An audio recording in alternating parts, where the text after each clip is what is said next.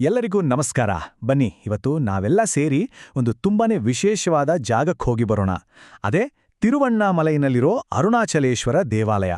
ಇದೊಂದು ಎಂಥ ಜಾಗ ಅಂದ್ರೆ ಇಲ್ಲಿ ಅಪಾರವಾದ ಆಧ್ಯಾತ್ಮಿಕ ಶಕ್ತಿ ಇದೆ.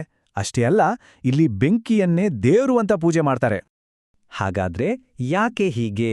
ಈ ಆಚರಣೆ ಹಿಂದಿರೋ ರಹಸ್ಯವಾದ್ರೂ ಏನು ಅಲ್ವಾ? ನೋಡಿ, ಈ ಒಂದೇ ಒಂದು ಪ್ರಶ್ನೆ ನಮ್ಮನ್ನ ನೇರವಾಗಿ ಆ ದೇವಸ್ಥಾನದ ಮೂಲಕ್ಕೆ, ಅದರ ರೋಚಕ ಕಥೆಯೊಳಗೆ ಕರ್ಕೊಂಡು ಹೋಗುತ್ತೆ. ಬನ್ನಿ, ಇದಕ್ಕೆ ಉತ್ತರ ಏನು ಅಂತ ಒಟ್ಟಿಗೆ ನೋಡೋಣ. ಸರಿ, ಮೊಟ್ಟ ಮೊದಲನೇದಾಗಿ ಈ ದೇವಸ್ಥಾನದ ಹಿಂದಿರೋ ಒಂದು ಮುಖ್ಯವಾದ ವಿಷಯವನ್ನ ಅರ್ಥ ಮಾಡ್ಕೊಳ್ಳೋಣ. ಇಲ್ಲಿರೋ ಅರುಣಾಚಲ ಬೆಟ್ಟ ಇದೆಯಲ್ಲ, ಅದು ಕೇವಲ ಒಂದು ಪವಿತ್ರವಾದ ಬೆಟ್ಟ ಅಷ್ಟೇ ಅಲ್ಲ, ಅದನ್ನೇ ದೇವರ ಸ್ವರೂಪ ಅಂತ ನಂಬ್ತಾರೆ. ನೋಡಿ, ಇದೊಂಥರ ತುಂಬಾನೇ ವಿಶಿಷ್ಟವಾದ ನಂಬಿಕೆ ಅಲ್ವಾ? ಸಾಮಾನ್ಯವಾಗಿ ದೇವಸ್ಥಾನ ಅಂದ್ರೆ ಒಳಗೆ ದೇವರ ವಿಗ್ರಹ ಇರುತ್ತೆ. ಆದ್ರೆ ಇಲ್ಲಿ ಹಾಗಲ್ಲ. ನಮ್ಮ ಕಣ್ಣಿಗೆ ಕಾಣೋ ಆ ಇಡೀ ಬೆಟ್ಟವೇ ಸಾಕ್ಷಾತ್ ಶಿವನ ಸ್ವರೂಪ.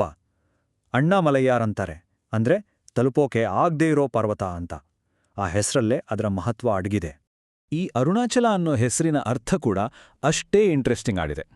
ಅರುಣ ಅಂದ್ರೆ ಬೆಂಕಿ, ಅಚಲ ಅಂದ್ರೆ ಅಲ್ಲಾಡದೇ ಇರೋದು, ಅಂದ್ರೆ ಸ್ಥಿರವಾದದ್ದು. ಸೊ ಅರುಣಾಚಲ ಅಂದ್ರೆ ಅಲ್ಲಾಡದ ಬೆಂಕಿಯ ಪರ್ವತ ಅಂತ. ಕೇಳಕ್ಕೆಷ್ಟು ಚೆನ್ನಾಗದಲ್ವಾ? ಈ ಹೆಸರು ಆ ಬೆಟ್ಟಕ್ಕೂ ಬೆಂಕಿಗೂ ಸ್ಥಿರತೆಗೂ ಇರೋ ಸಂಬಂಧವನ್ನ ಸ್ಪಷ್ಟವಾಗಿ ಹೇಳುತ್ತೆ. ಸರಿ, ಈಗ ಆ ಬೆಟ್ಟದ ಬಗ್ಗೆ ತಿಳ್ಕೊಂಡ್ವಿ. ಬನ್ನಿ, ಆ ಬೆಟ್ಟಕ್ಕೆ ಅಷ್ಟೊಂದು ಮಹತ್ವ ಯಾಕೆ ಬಂತು ಅಂತ ಹೇಳೋ ಒಂದು ಪೌರಾಣಿಕ ಕಥೆಯನ್ನ ಕೇಳೋಣ. ಈ ಜಾಗ ಇಷ್ಟು ಪವಿತ್ರ ಆಗೋದಕ್ಕೆ ಒಂದು ದೊಡ್ಡ ಕಥೆನೇ ಇದೆ. ಎಲ್ಲ ಶುರುವಾಗೋದು ಬ್ರಹ್ಮ ಮತ್ತು ವಿಷ್ಣು ಮಧ್ಯೆ. ನಮ್ಮಿಬ್ರಲ್ಲಿ ಯಾರು ಗ್ರೇಟ್ ಅಂತ ಒಂದು ವಾದ ಶುರುವಾಗುತ್ತೆ. ಆಗ ಶಿವ ಒಂದು ದೊಡ್ಡ ಅಂತ್ಯವೇ ಇಲ್ಲದ ಬೆಂಕಿಯ ಕಂಬ ಅಂದ್ರೆ ಜ್ಯೋತಿರ್ಲಿಂಗದ ರೂಪದಲ್ಲಿ ಪ್ರತ್ಯಕ್ಷ ಆಗ್ತಾನೆ. ಯಾರು ಇದರ ತುದಿಗಳನ್ನ ಕಂಡುಹಿಡಿತಾರೋ ಅವರೇ ಶ್ರೇಷ್ಠರು ಅಂತ ಒಂದು ಚಾಲೆಂಜ್ ಹಾಕ್ತಾನೆ.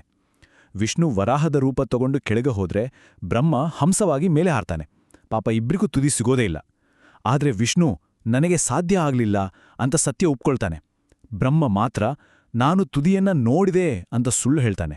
ಗೊತ್ತಲ್ಲ, ಇದೇ ಕಾರಣಕ್ಕೆ ಈ ಸ್ಥಳಕ್ಕೆ ಇಷ್ಟೊಂದು ಮಹತ್ವ ಬಂದಿದ್ದು. ಹಾಗಾದ್ರೆ ಆ ಬೆಂಕಿಯ ಕಂಬ ಏನಾಯ್ತು ಅಂತ ಯೋಚನೆ ಬರ್ತಿದೆಯಲ್ವಾ? ನಂಬಿಕೆ ಪ್ರಕಾರ ಅದೇ ಜ್ಯೋತಿರ್ಲಿಂಗ ತಣ್ಣಗಾಗಿ ಭಕ್ತರೆಲ್ಲ ಪೂಜೆ ಮಾಡ್ಲಿ ಅಂತ ಅರುಣಾಚಲ ಬೆಟ್ಟದ ರೂಪದಲ್ಲಿ ಇಲ್ಲೇ ಶಾಶ್ವತವಾಗಿ ನಿಂತ್ಬಿಟ್ಟು. ಅಂದ್ರೆ ನಾವಿವತ್ತು ನೋಡೋ ಆ ಬೆಟ್ಟ ಬೇರೆ ಯಾವುದೂ ಅಲ್ಲ, ಅದೇ ದೈವಿಕ ಜ್ಯೋತಿ. ಪುರಾಣ ಆಯ್ತು, ಈಗ ಸ್ವಲ್ಪ ಇತಿಹಾಸದ ಕಡೆಗೂ ಹೋಗ್ಬರೋಣ. ಕಾಲಕಾಲಕ್ಕೆ ಬೇರೆ ಬೇರೆ ರಾಜಮನೆತನಗಳು ಈ ದೇವಸ್ಥಾನವನ್ನ ಎಷ್ಟು ದೊಡ್ಡದಾಗಿ ಬೆಳೆಸ್ತು ಅಂತ ನೋಡೋಣ. ಈ ದೇವಸ್ಥಾನ ಇವತ್ತು ನಾವು ನೋಡೋ ರೂಪಕ್ಕೆ ಬರೋಕೆ ನೂರಾರು ವರ್ಷಗಳೇ ಹಿಡಿದವು. ಸುಮಾರು 9ನೇ ಶತಮಾನದಲ್ಲಿ ಚೋಳರು ಇದರ ಅಡಿಪಾಯ ಹಾಕಿದ್ರು. ಆಮೇಲೆ ಬಂದ ವಿಜಯನಗರದ ಅರಸರು ದೊಡ್ಡ ದೊಡ್ಡ ಮಂಟಪಗಳನ್ನೆಲ್ಲ ಕಟ್ಟಿ ಇದನ್ನ ಇನ್ನಷ್ಟು ವಿಸ್ತರಿಸಿದ್ರು. ಕೊನೆಗೆ 16ನೇ ಶತಮಾನದಲ್ಲಿ ನಾಯಕ ಅರಸರು ಆ ದೇವಸ್ಥಾನಕ್ಕೆ ಕಳಶ ಇಟ್ಟಾಗೆ ಆ ಬೃಹತ್ ಗೋಪುರಗಳನ್ನ ಕಟ್ಟಿ ಮುಗಿಸಿದ್ರು. ನಿಜಕ್ಕೂ ಪ್ರತಿಯೊಂದು ರಾಜವಂಶನೂ ತಮ್ಮ ಭಕ್ತಿಯನ್ನ ಇಲ್ಲಿ ಕಲ್ಲಿನ ರೂಪದಲ್ಲಿ ಬಿಟ್ಟೋಗಿದ್ದಾರೆ. ಬನ್ನಿ, ಈಗ ಆ ದೇವಸ್ಥಾನದ ಒಳಗೆ ಹೋಗಿ ನೋಡೋಣ ಹೇಗಿದೆ ಅಂತ. ಅದರ ಬೃಹತ್ ಗಾತ್ರ, ಅದರ ವೈಭವಾನ ಕೆಲವು ಅಂಕಿಅಂಶಗಳ ಮೂಲಕನೇ ಅರ್ಥ ಮಾಡ್ಕೊಡೋ ಪ್ರಯತ್ನ ಮಾಡೋಣ. ಮೊದಲಿಗೆ ಅದರ ವಿಸ್ತಾರವನ್ನೇ ನೋಡೋಣ. ಬರೋಬ್ಬರಿ 10 ಹೆಕ್ಟೇರ್ ಅಂದ್ರೆ ಸುಮಾರು 25 ಎಕರೆ. ಹಬ್ಬಬ್ಬಾ, ಎಷ್ಟು ದೊಡ್ಡಾಗಿರ್ಬೇಡೋ ಅಲ್ಲ. ಇದ್ರಿಂದಾನೇ ಅದರ ಭವ್ಯತೆ ಎಂಥದ್ದು ಅಂತ ಗೊತ್ತಾಗುತ್ತೆ. ಈಗ ಎತ್ತರದ ಕಡೆ ನೋಡೋಣ. ಅದರ ರಾಜಗೋಪುರ ಅಂದ್ರೆ ಮುಖ್ಯ ದ್ವಾರ ಬರೋಬ್ಬರಿ 66 ಮೀಟರ್ ಎತ್ತರ ಇದೆ.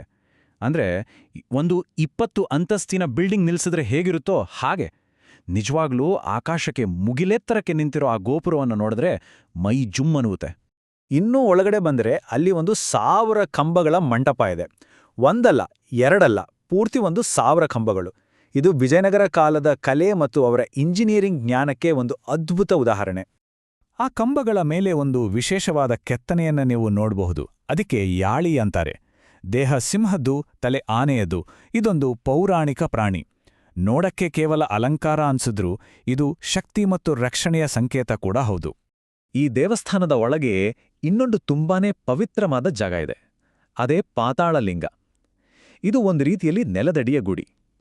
20ನೇ ಶತಮಾನದ ಮಹಾನ್ ಸಂತ ರಮಣ ಮಹರ್ಷಿಗಳು ಇದೇ ಜಾಗದಲ್ಲಿ ಕೂತು ಧ್ಯಾನ ಮಾಡಿದ್ರು ಅಂತ ಹೇಳ್ತಾರೆ. ಹಾಗಾಗಿ ಇದಕ್ಕೆ ಇನ್ನಷ್ಟು ಮಹತ್ವ. ಸರಿ, ದೇವಸ್ಥಾನದ ಇತಿಹಾಸ, ವಾಸ್ತುಶಿಲ್ಪ ಎಲ್ಲ ನೋಡಿದ್ವಿ. ಈಗ ಈ ದೇವಸ್ಥಾನಕ್ಕೆ ಜೀವಂತಿಕೆ ತಂದುಕೊಡೋ ಆಚರಣೆಗಳು ಮತ್ತೆ ಅದರ ಮೂಲತತ್ವವಾದ ಬೆಂಕಿಯ ಬಗ್ಗೆ ಮಾತಾಡೋಣ. ಈ ದೇವಸ್ಥಾನದ ಮಹತ್ವ ಪೂರ್ತಿಯಾಗಿ ಅರ್ಥ ಆಗ್ಬೇಕು ಅಂದ್ರೆ ನಾವು ಮೊದಲು ಪಂಚಭೂತ ಸ್ಥಳಗಳು ಅಂದ್ರೆ ಏನು ಅಂತ ತಿಳ್ಕೋಬೇಕು. ದಕ್ಷಿಣ ಭಾರತದಲ್ಲಿ 5 ಮುಖ್ಯ ಶಿವನ ದೇವಸ್ಥಾನಗಳಿವೆ. ಪ್ರತಿಯೊಂದು ಪಂಚಭೂತಗಳಲ್ಲಿ ಒಂದನ್ನ ಅಂದ್ರೆ ಭೂಮಿ, ನೀರು, ಬೆಂಕಿ, ಗಾಳಿ ಮತ್ತು ಆಕಾಶವನ್ನ ಪ್ರತಿನಿಧಿಸುತ್ತೆ. ಹೌದು, ಆ 5 ಮಹಾಕ್ಷೇತ್ರಗಳಲ್ಲಿ ನಮ್ಮ ಅರುಣಾಚಲೇಶ್ವರ ದೇವಸ್ಥಾನವೇ ಅಗ್ನಿತತ್ವವನ್ನ ಅಂದ್ರೆ ಬೆಂಕಿಯನ್ನ ಪ್ರತಿನಿಧಿಸೋದು. ಇದೇ ಕಾರಣಕ್ಕೆ ಇಲ್ಲಿ ಶಿವನನ್ನ ಜ್ಯೋತಿಯ ರೂಪದಲ್ಲಿ ಪೂಜೆ ಮಾಡೋದು. ಆ ಇಡೀ ಬೆಟ್ಟವೇ ಆ ಜ್ಯೋತಿಯ ಸ್ಥಿರ ರೂಪ ಅಂತ ನಂಬಿಕೆ. ಈ ಬೆಂಕಿಯ ತತ್ವಕ್ಕೆ ನಿಜವಾದ ಜೀವ ಬರೋದೇ ಕಾರ್ತಿಕ ದೀಪಂ ಹಬ್ಬದಲ್ಲಿ.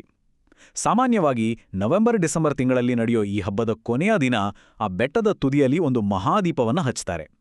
ಅದರಲ್ಲಿ ಟನ್ಗಟ್ಲೆ ತುಪ್ಪ ಹಾಕಿರ್ತಾರೆ. ಆ ಜ್ವಾಲೆ ಇದೆಯಲ್ಲ, ಅದು ಸಾಕ್ಷಾತ್ ಶಿವನ ಆ ಜ್ಯೋತಿರ್ಲಿಂಗ ಸ್ವರೂಪ. ಇದನ್ನ ನೋಡಕ್ಕೆ ಲಕ್ಷಾಂತರ ಜನ ಸೇರ್ತಾರೆ. ಆ ದೃಶ್ಯವೇ ಅದ್ಭುತ. ಸರಿ, ಕಥೆ, ಇತಿಹಾಸ, ಹಬ್ಬ ಎಲ್ಲ ಆಯ್ತು. ಈಗ ಕೊನೆಯದಾಗಿ ಇವತ್ತಿಗೂ ಜೀವಂತವಾಗಿರೋ ತೀರ್ಥಯಾತ್ರೆ ಸಂಪ್ರದಾಯದ ಬಗ್ಗೆ ಮಾತಾಡಿ ಈ ಚರ್ಚೆಯನ್ನ ಮುಗಿಸೋಣ. ನೆನ್ಪಿದ್ಯಾ, ನಾವು ಶುರು ಮಾಡಿದ್ದು ಒಂದು ಪ್ರಶ್ನೆಯಿಂದ, ಲಕ್ಷಾಂತರ ಜನ ಯಾಕೆ ಬೆಟ್ಟ ಸುತ್ತಾರೆ ಅಂತ. ಈಗ ಅದಕ್ಕೆ ಉತ್ತರ ಸಿಕ್ಕಿದೆ. ಅವರು ಮಾಡೋದೇ ಗಿರಿವಲಂ.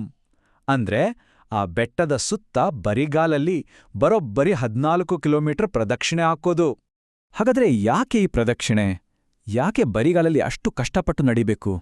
ಯಾಕಂದ್ರೆ ನಂಬಿಕೆ ಪ್ರಕಾರ ಹೀಗೆ ಮಾಡೋದ್ರಿಂದ ನಮ್ಮ ಪಾಪಗಳೆಲ್ಲ ಪರಿಹಾರ ಆಗತ್ತೆ, ನಮ್ಮ ಇಷ್ಟಾರ್ಥಗಳು ಪೂರ್ತಿಯಾಗತ್ತೆ, ಮತ್ತೆ ಜನನ ಮರಣದ ಚಕ್ರದಿಂದ ಮುಕ್ತಿ ಸಿಗುತ್ತೆ ಅಂತ. ಇದು ಕೇವಲ ನಡಿಗೆಯಲ್ಲ, ಇದೊಂದು ಆಧ್ಯಾತ್ಮಿಕ ಯಾತ್ರೆ. ಕೊನೆಯದಾಗಿ ಈ ಸ್ಥಳದ ಪ್ರಭಾವ ಕೇವಲ ಭಾರತಕ್ಕೆ ಸೀಮಿತವಾಗಿಲ್ಲ.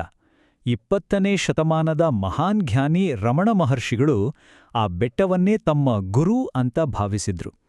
ಅವರ ಬೋಧನೆಗಳ ಮೂಲಕ ಅರುಣಾಚಲದ ಆಧ್ಯಾತ್ಮಿಕ ಸಂದೇಶ ಇಡೀ ಜಗತ್ತಿಗೆ ತಲುಪ್ತು. ಹಾಗಾದ್ರೆ ಯೋಚನೆ ಮಾಡಿ, ಒಂದು ಬೆಟ್ಟವೇ ಒಂದು ಪುರಾಣ ಕಥೆಯಾಗಿ, ಒಂದು ದೇವಸ್ಥಾನವಾಗಿ ಮತ್ತೆ ಒಂದು ಜೀವಂತ ತೀರ್ಥಯಾತ್ರೆಯಾಗಿ ಬದಲಾದಾಗ ಆ ಪಯಣ ನಿಜವಾಗ್ಲೂ ಎಲ್ಲಿಗ ಮುಟ್ಟುತ್ತೆ? ಬಹುಶಃ ಇಲ್ಲಿ ಭೌತಿಕವಾಗಿ ನಡೆಯೋ ದಾರಿ ಮತ್ತು ಆಧ್ಯಾತ್ಮಿಕವಾಗಿ ನಡೆಯೋ ಹುಡುಕಾಟ ಎರಡೂ ಒಂದೇ ಆಡ್ಬಿಡುತ್ತೆ ಅಲ್ವಾ?